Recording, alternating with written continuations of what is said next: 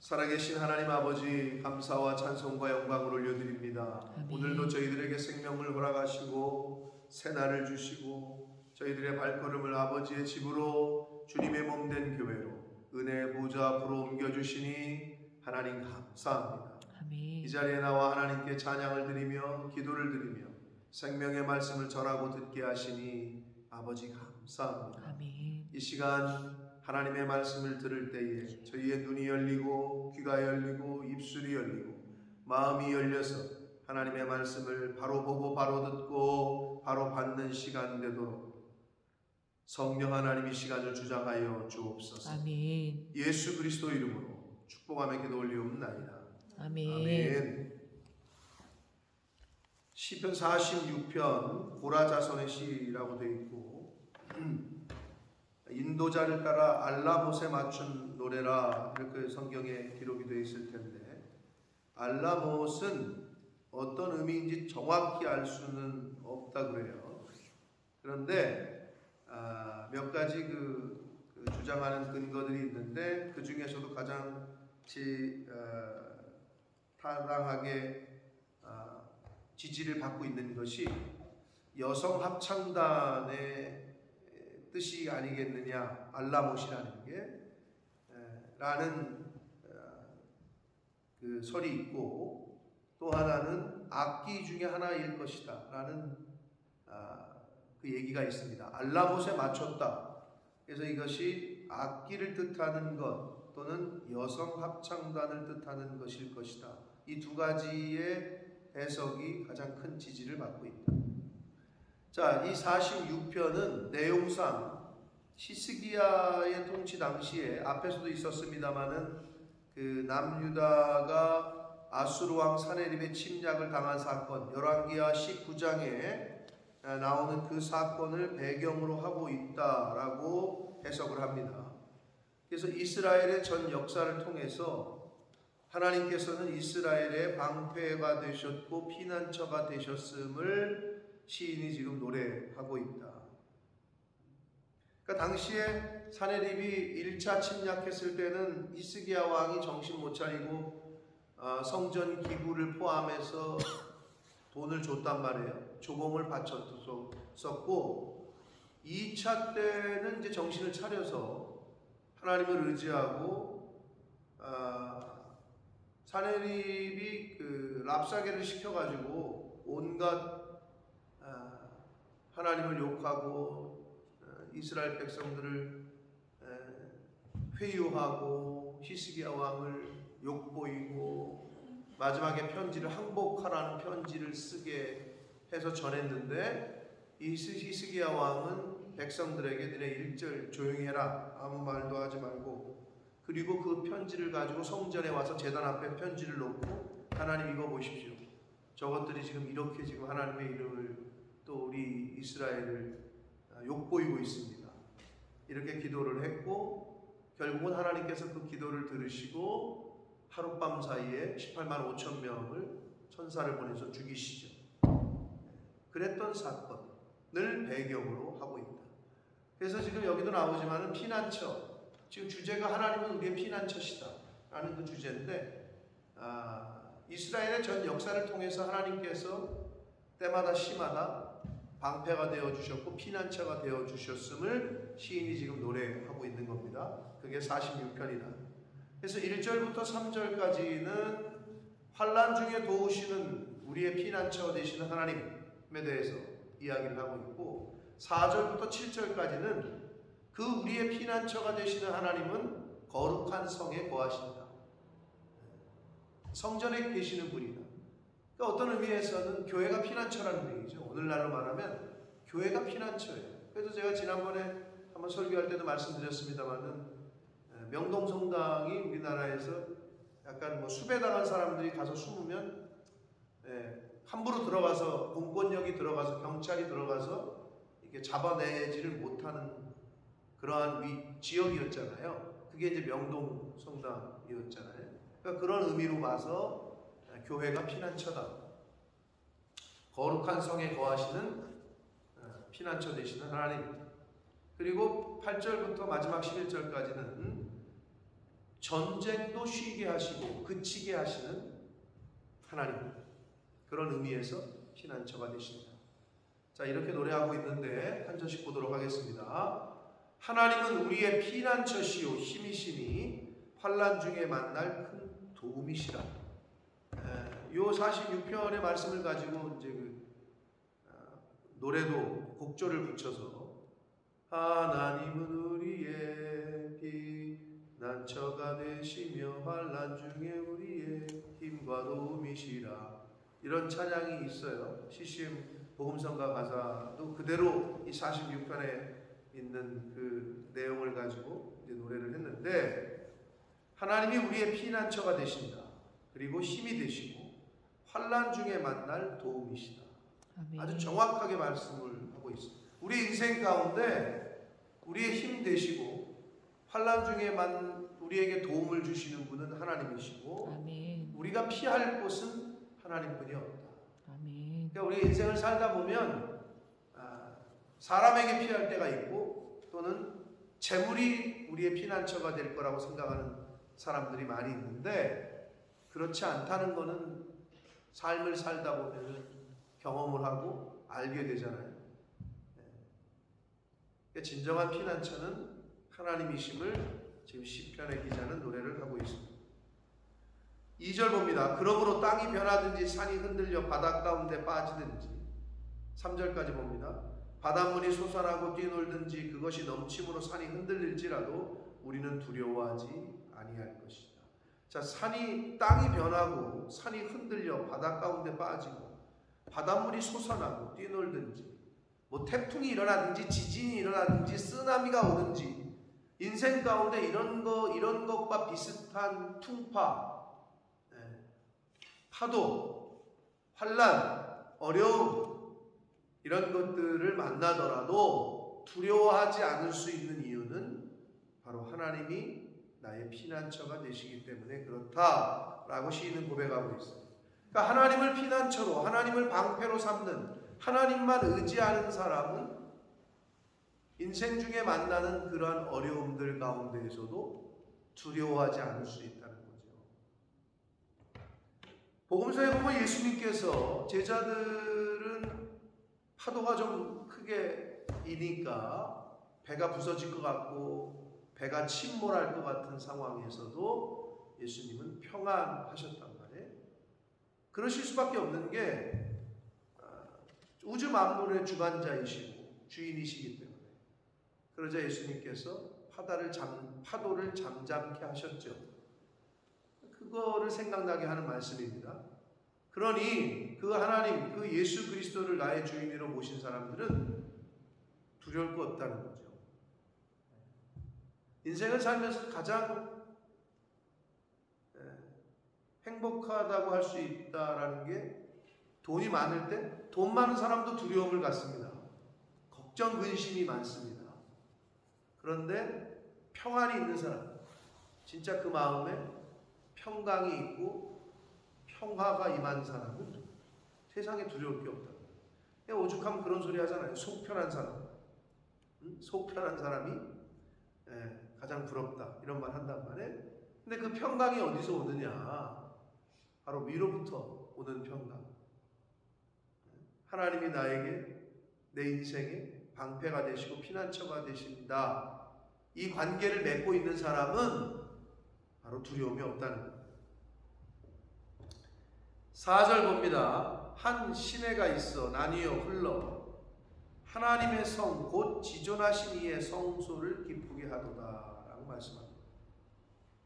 하나님의 성 곧 지존하신 이의 성소, 그러니까 성전을 말하는 거고, 하나님의 성은 예루살렘 성을 말하는 거고, 그 예루살렘 성 안에 성전이 있었고, 성소와 지성소, 그러니까 교회를 의미하는 거죠.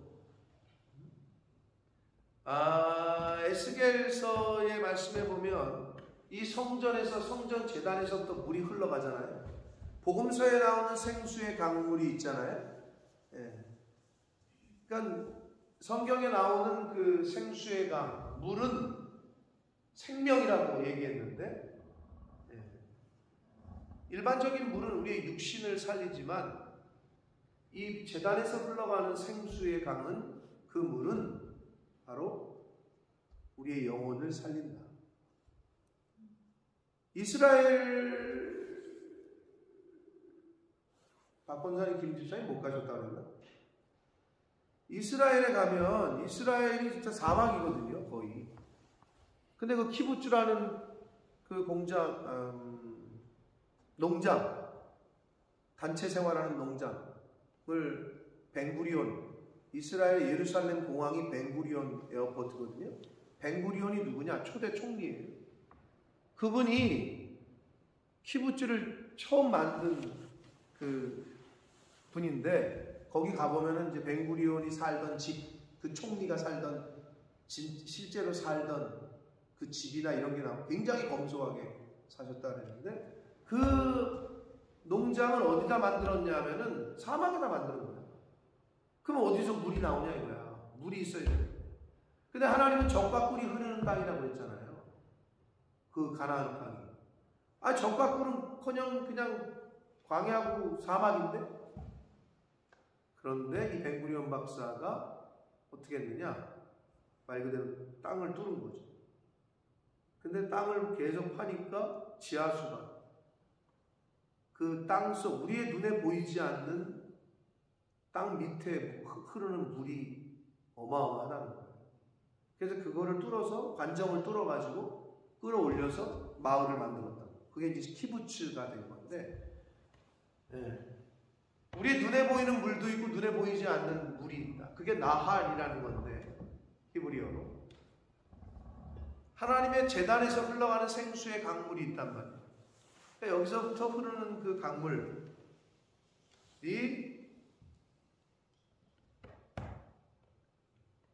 지존하신 이 하나님의 성, 곧 지존하신 이의 성소를 기쁘게 한다 라고 말씀합니다. 하나님께서 우리 인간의 영혼을 살리고 인간의 영혼을 기쁘게 하는 그 생명의 샘물은 바로 하나님의 제단에서부터, 하나님의 성소에서부터 시작이 됩니다. 5절 봅니다. 하나님이 그 성중에 계시다. 물론 1차적 의미로는 예루살렘 성을 의미하고, 더 좁게는 성소에 계시는 거죠. 성전에, 아버지의 집이니까 그 성이 흔들리지 아니할 것이다. 하나님이 계신 그 성이. 그리고 새벽에 하나님이 도우실 것이다. 열왕기하 19장에 나오는 아수르의 2차 침입, 사네립의 2차 침략 때 남유다가 거의 다 정복을 당하고 예루살렘 성만 포위를 당했단 말이에요. 이제 다 죽었다라고 생각하는 그때에 히스기야가 하나님 앞에 기도하고 철저하게 성전에 가서 무릎을 꿇고 부복했을 때 18만 5천 명이라는 그 대군이 하룻밤 사이에 죽어요. 그게 바로 시점이 새벽입니다. 새벽의 의미는 어떤 의미냐? 여러분, 밤중에 어느 때가 가장 어둡다 그래요? 동트기 직전.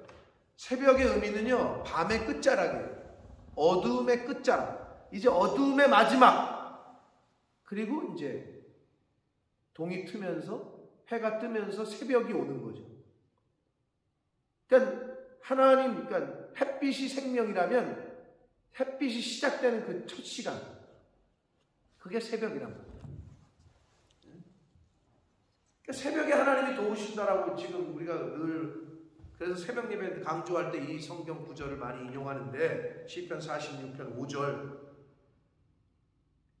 성경에 보면은 새벽에 도우신다 그랬지 오밤중에 도우신다는 얘기는 없단 말이에요. 예수님도 새벽 미명에까지 기도를 하셨고, 철야, 그리고 새벽 미명에 기도하러 가셨고, 그래서 우리가 늘 철야 기도, 새벽 예배는 다 예수님이 시작하신 거다 이런 표현을 하는데, 그 새벽의 의미는 바로 어두움의 끝자락, 그리고 하나님의 역사의 시작점을 의미하는 거예요. 그 첫 시간. 그래서 새벽에 하나님이 도우실 것이다. 문나라가 떠들며 왕국이 흔들렸더니 그가 소리를 내심에 땅이 녹았다. 사내립이 아수르가 대군이 침략을 해왔을 때 당연히 그럴 수밖에 없죠. 예루살렘 성에 사는 사람들 이제 다 죽었구나. 그럴 수 있죠. 이제 우리 어떻게 하나. 그런데 그때 성경에도 보면 히스기야가 너네 요동하지 말고 조용히 해라. 아무 소리를 내지 말아라. 이렇게 말씀한단 말이에요. 히스기야 왕이. 여기도 이제 너희는 가만히 있으라. 아무 소리를 내지 말고. 그리고 그 편지를 가지고 하나님의 성소에 가서 편지를 올려놓고 기도한단 말이에요. 그 장면이 나온단 말이에요. 하나님이 소리를 내시며 땅이 녹았다. 하나님 앞에서의 세상 권력, 세상의 힘은 무력하다라는 것을 말씀을 해 주시고 있습니다. 7절 만군의 여호와께서 우리와 함께 하시니 임마누엘 해주시니 야곱의 하나님은 우리의 피난처시로다. 또 고백을 합니다. 야곱의 하나님은 우리 조상들과 함께 하셨던 그 하나님은 이스라엘과 함께 하시는 그 하나님은 바로 우리의 피난처가 되십니다.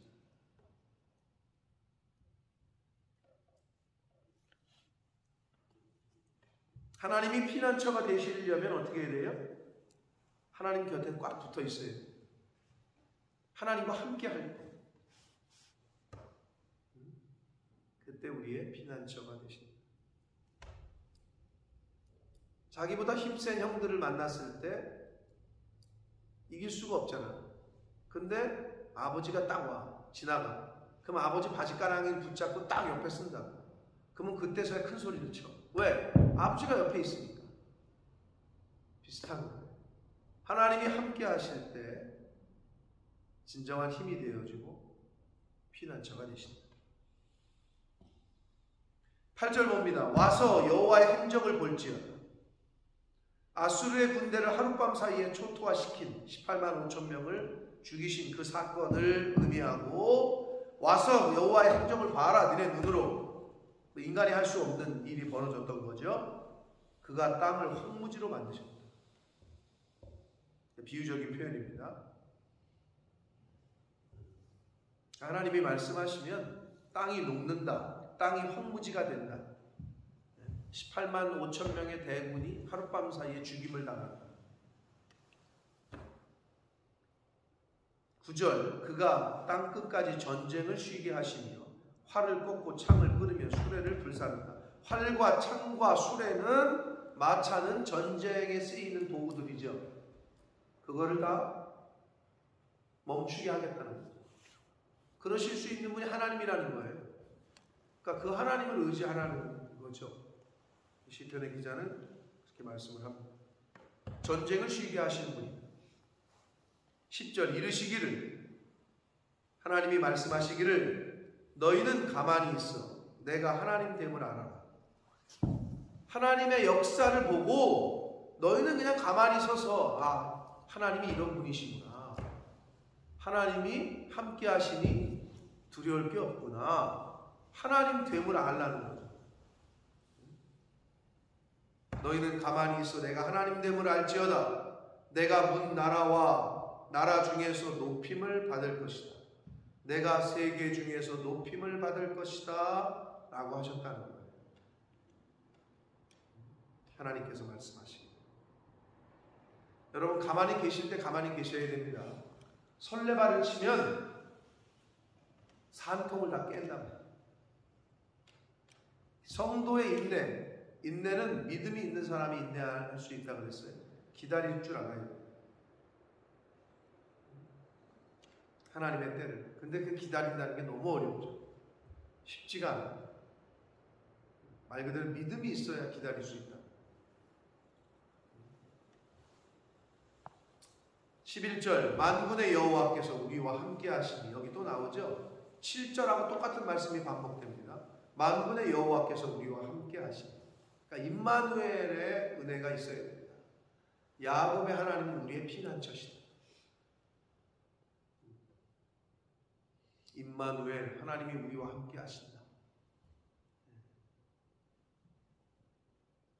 사랑하는 성도 여러분, 하나님은 우리와 함께 하셔요. 아멘? 아멘. 중요한 게 뭐냐?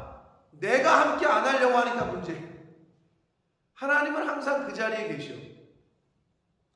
하나님은 항상 그 자리에 계신데 내가 하나님과 함께 해야 되는데 자꾸 떠나.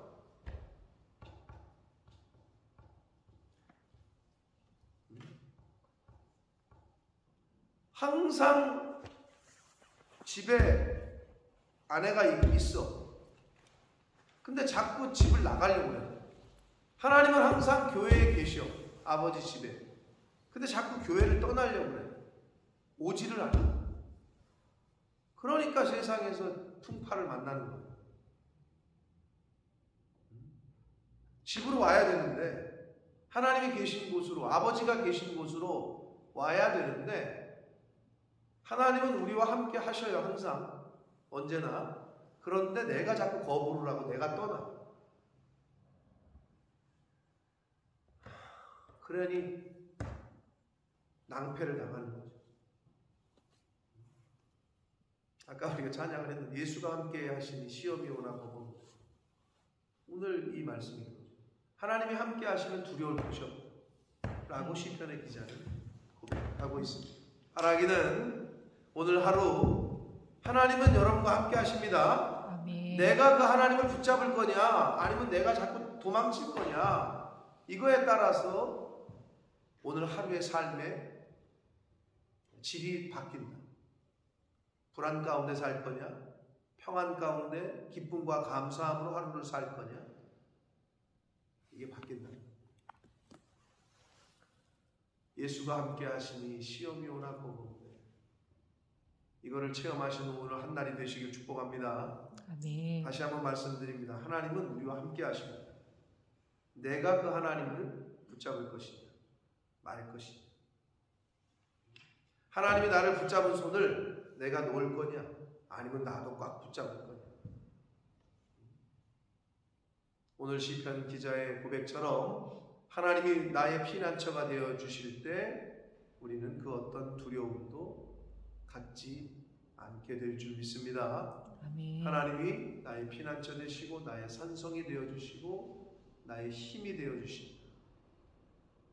이 고백을 오늘 하루 동안 하시면서 평안과 기쁨과 감사의 고백을 하시는 한 날이 되시기를 예수 그리스도 이름으로 축복합니다. 아멘. 살아계신 하나님 아버지 감사와 찬송과 영광을 올려드립니다. 아멘. 하나님의 은혜로 오늘도 생명을 주시고 새로운 한 날을 맞이하게 해주시고 하나님의 전으로 아버지의 집으로 저희들의 발걸음을 옮겨주셔서 새벽을 깨우게 하시고 새벽에 도우시는 하나님을 말씀 가운데 또 만나게 하시니 아버지 감사합니다.